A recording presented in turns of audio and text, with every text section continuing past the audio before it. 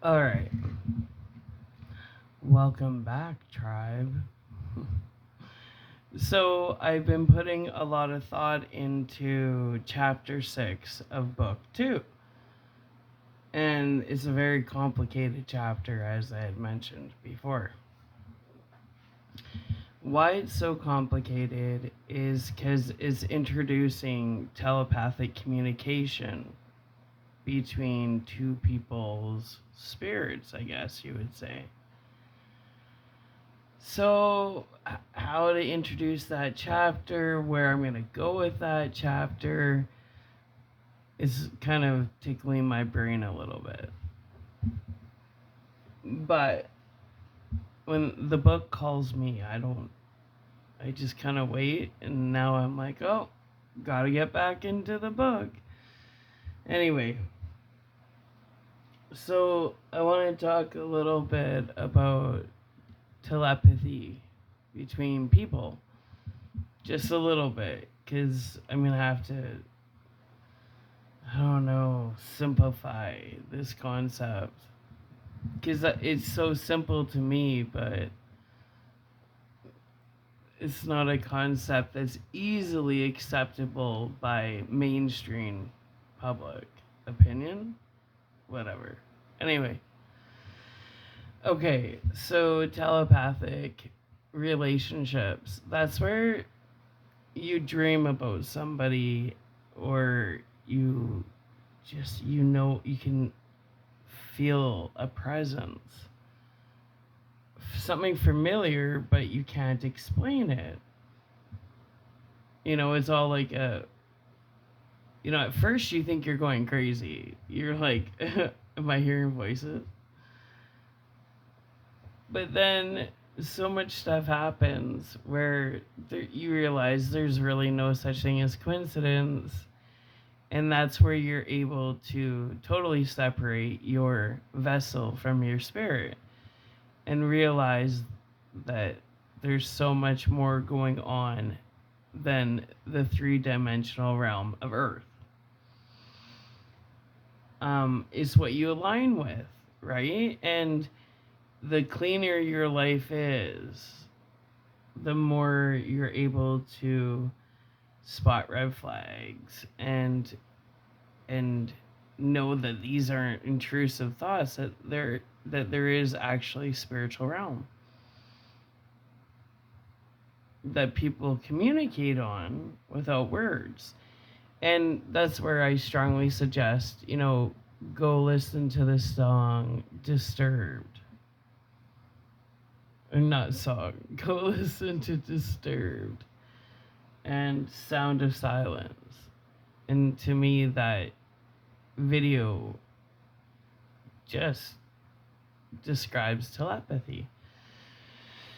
So, chapter 6 is because the two characters, they have this ongoing thing that's been going on for centuries in the astral realm, telepathically, and they're so close to coming together on the earthly realm and the physical, because they've spent so many lifetimes together, right? And this is supposed to be the lifetime they come together as like a power couple, and they do amazing things in the world. That's the whole point to it. So here's the thing with telepathy and telepathic relationships that are strictly spiritual and have not, like, as above, so below. Eventually they manifest as long as they stay in alignment in the earthly realm. But so the where the book's at right now, they're as above, they haven't came down below and met in the physical. But here's the thing. Okay, I'm going to try and put a concept in your head. So when people have telepathic relationships in the spiritual, it's their higher selves that are in the relationship. So I guess it would depend on alignment. Now, let's say two people are in a telepathic relationship spiritually. That's their higher selves. Now, it's very possible that on the earth realm, they're both in lower vibrations because they're in alignment. So, a telepathic spiritual relationship with higher selves can actually manifest into a relationship on the earthly realm, but both of them in their lower vibrational selves, which would be a karmic couple. Even though in the spiritual, they're together in their higher selves. And then you have people that, and that's where it gets dangerous. That's like the Bonnie and Clyde on Earth. Because their higher selves are together, but their lower selves are just such a mess. So that's why you see two people that are kind of wild, and you're like, I see how they're together. Like, they're so good together, but they're so bad together. You know what I mean? So that would explain where, like, these karmic, like, twin flames just out, happily partying and wreaking havoc everywhere they go. Bonnie and Clyde. Sid and Nancy, like, infamous couples. It's obviously it happens. So that's kind of one of those situations, which seems to be more than higher selves reaching the earth realm as their higher selves as well. That's what we're trying to attain globally. Like, find your other half. But okay, so that's where on earth everything's a test and a learning lesson. And how we navigate through these lessons is what we align with, right? So, a healthy spiritual telepathic relationship is going to be two spiritual beings trying to empower each other to be the best versions of themselves. So when they align in the physical, they're aligning as their full potential, as two wholes coming together and busting out, some awesome shit on earth, like as way showers, right? So that's why it's so important to be the best version of yourself, especially for people that would like to find like a kingdom spouse. Well, you're only going to align with someone that where you're at. So when I get on here and say be the best versions of yourself, I'm not preaching anybody. I'm saying you will magnetize towards you whatever frequency you're on. So that's where I think of the song You Can't Hurry Love by Phil Collins. You can't hurry love. No, I think that's what it's called. You can't hurry love. Because if you do, and say your twin flame, if that's what you want to call it, whoever you're spiritually aligned with in your higher self, well, that's where you can get lost in the tunnels of time, which I wrote about in my first book. Is if one is working really hard on the earthly realm to be the best versions of themselves, and the other one's partying their ass off and doesn't really give a shit, well, you're going to get lost in the tunnels of time because you'll never align together, even if you're aligned in the spiritual. And that's a really sad situation. So if everybody strives to be the best versions of themselves, you will align. with someone who's also striving to be the best version of themselves. Okay. That's why I said this chapter is confusing. So let's put that concept aside. All right. Now let's talk about the union of the as above spiritual connection brought into the 3D earthly realm, right? Well, in the spiritual, you've had a relationship together for a long time, possibly. So when you meet in the physical, is there the awkwardness of like you know each other, but you gotta pretend that you have to try and get to know each other all over again? Or do you just get to start your life together? Like, is there a need for conversation?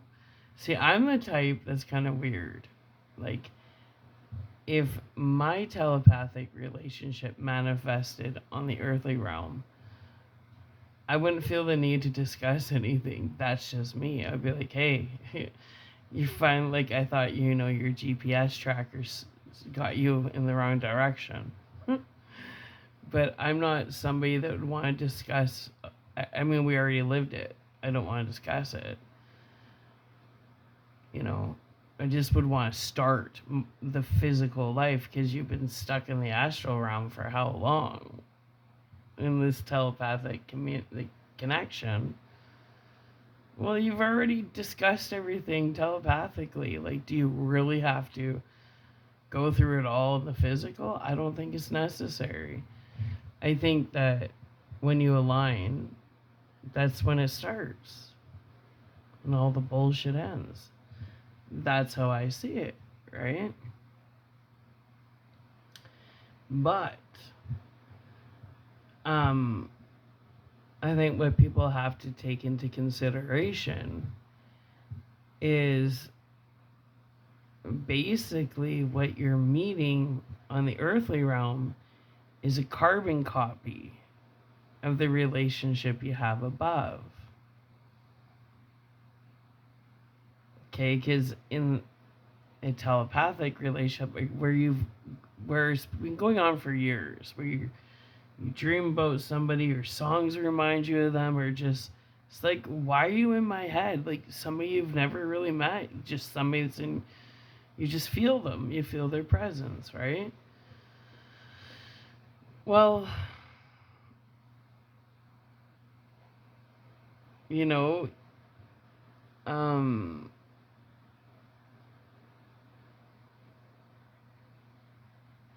don't know what I'm trying to say. I guess what I'm trying to say is you already know each other. By the time, if you align on the earthly realm, you already know each other and you're in alignment. So, I just think when it comes to that type of a strong spiritual connection, I just don't think it's necessary to waste time on, we just met. Like, no, you've been waiting forever, stuck in tunnels of time and trials and tribulations and life lessons to get to that point. Like, time is non-linear, but if this has been going on for so long in the spiritual realm, well, you guys have been together for a long time, spiritually. Like, I mean, we've all been in relationships where even if you try not to, you can be laying next to somebody, but be thinking about somebody else, or just that connection. So,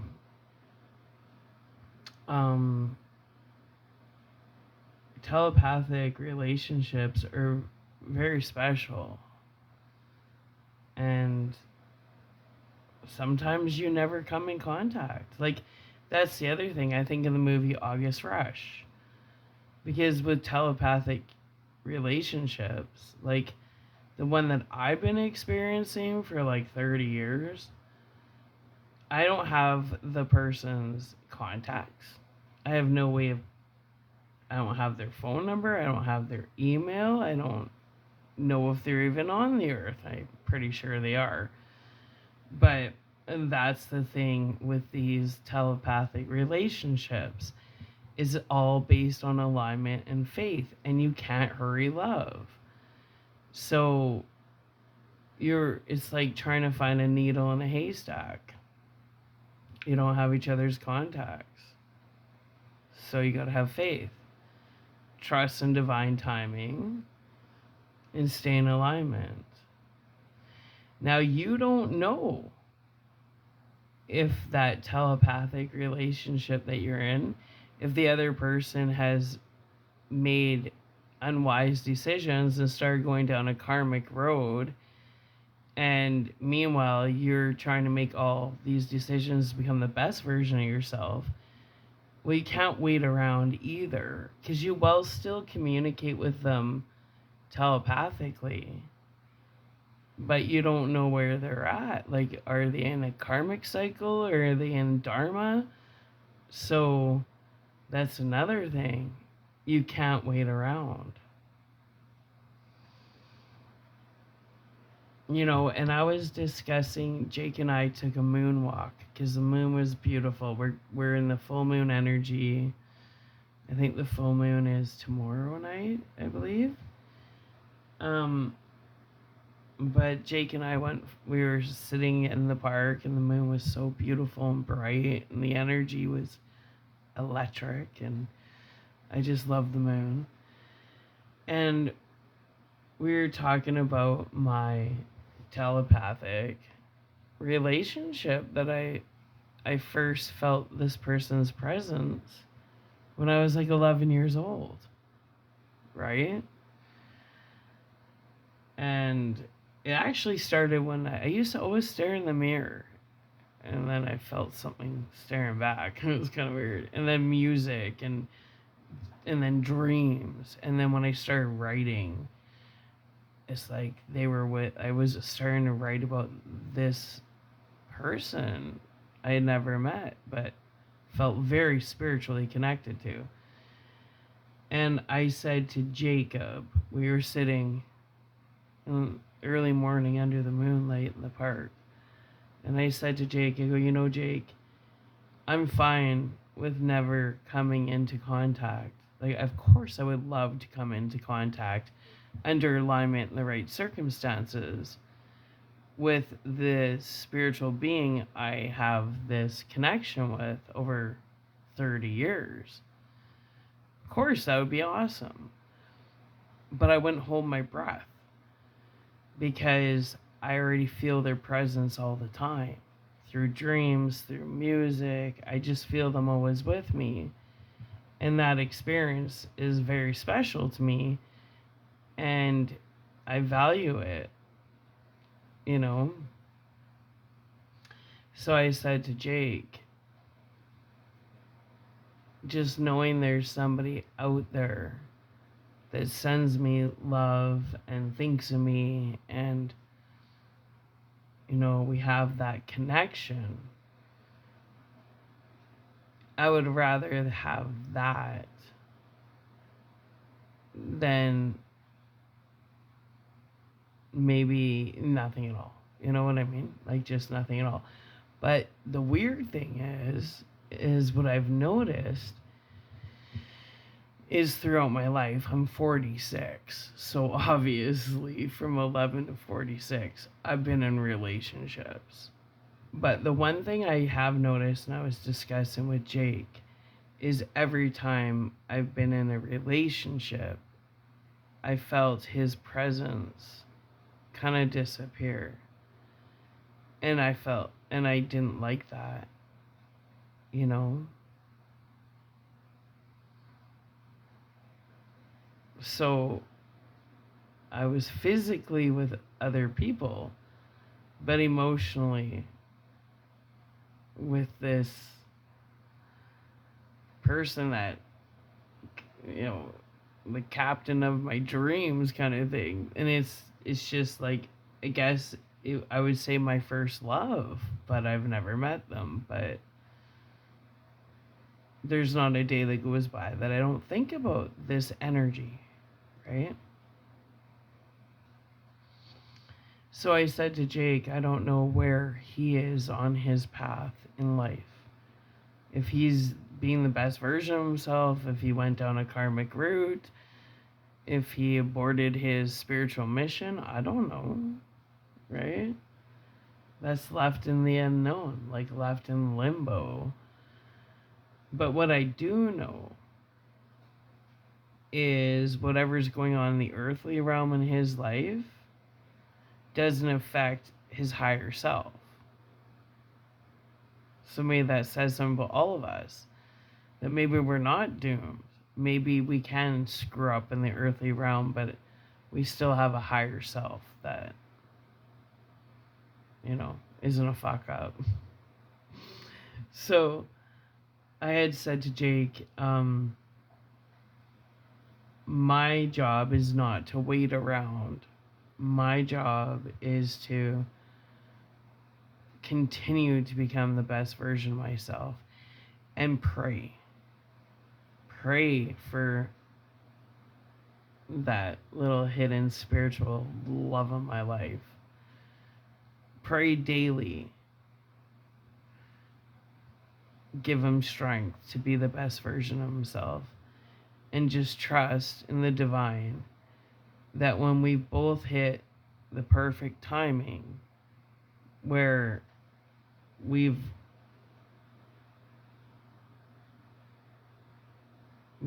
that's the thing, that if we're both the best versions of ourselves, then when we come together, all we can do is just spread that love and light as examples and way showers to other people. So that's kind of what I was explaining to Jake, that I've been celibate for 5 years. At this point, does it really matter? No. But I also know that when I get involved in pointless relationships, I don't feel his energy anymore. And to me, feeling his energy is more important to me than being in a pointless relationship because I'm bored. But the thing is, I don't get that way. Like, I don't get bored, and I don't waste my time in pointless relationships. So, not really an issue. I'm good on my own. But I'm done settling. I'd rather be alone than be with someone that pisses me off, a face I wake up and I just don't even want to look at. And then that one energy that makes me feel better when I feel that way, I can't connect with because I have this other cord with somebody else. And at 46, I'm realizing, like, spiritual unions are so much more sacred than these physical earthly ones. And what I feel telepathically for this other person, I'm not messing around with that. And I'm not messing around with it. No. Because it's sacred to me. And that's kind of where this chapter I'm going into.